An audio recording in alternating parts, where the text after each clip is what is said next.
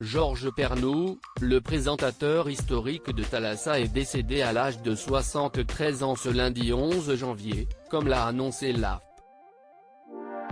Figure incontournable de la télévision, sa carrière a débuté en 1968 lorsqu'il devient cadreur à l'Office de radiodiffusion télévision française, ORTF.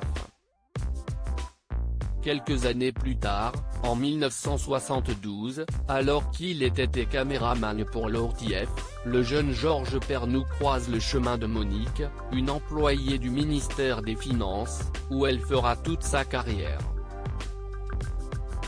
Très différent, lui rêve de grands voyages alors qu'elle est une fille de la terre.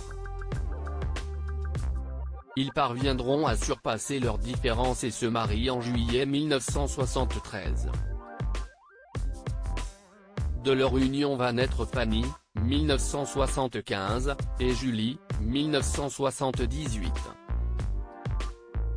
Toutes deux ont suivi les traces de leur père puisque l'une est journaliste et l'autre directrice de production. Si 1975 a marqué l'année de naissance de sa première fille, il s'agit aussi du lancement de Thalassa. L'émission culte a démarré en septembre 1975 et il l'a présentée de 1980 à 2017. Durant toutes ces années, il a pu compter sur le soutien de son épouse Monique. Il avait révélé au Figaro que pour l'enregistrement de sa dernière émission, il avait une super maquilleuse, qui n'était autre que son épouse. Si Monique Pernou est assez discrète, Georges Pernou n'a pas hésité à l'évoquer à plusieurs reprises. Dans son autobiographie intitulée Bon Vent, publiée en 2015 pour célébrer les 40 ans de Thalassa, le présentateur a fait des confidences sur son épouse. Nous nous sommes mariés en juillet 1973. Et 40 plus tard, comme avec Thalassa, nous sommes inséparables, avait-il écrit.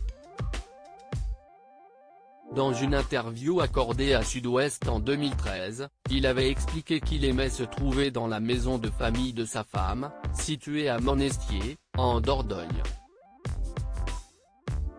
Un lieu dans lequel ils aimaient passer tous leurs étés et que le couple a aménagé à son goût. On a fait tomber le mur pour ouvrir la cuisine sur la salle à manger. Par la suite, l'étable, où vivaient les vaches, est devenue le salon, révélait-il. Très complices, ils avaient dévoilé lors de cette interview que la paresse les gagne parfois, on fait de moins en moins de balades, mais on participe à toutes sortes de soirées qui sont prétexte à bien manger. Georges Pernou avait également raconté que sa belle famille lui avait beaucoup apporté.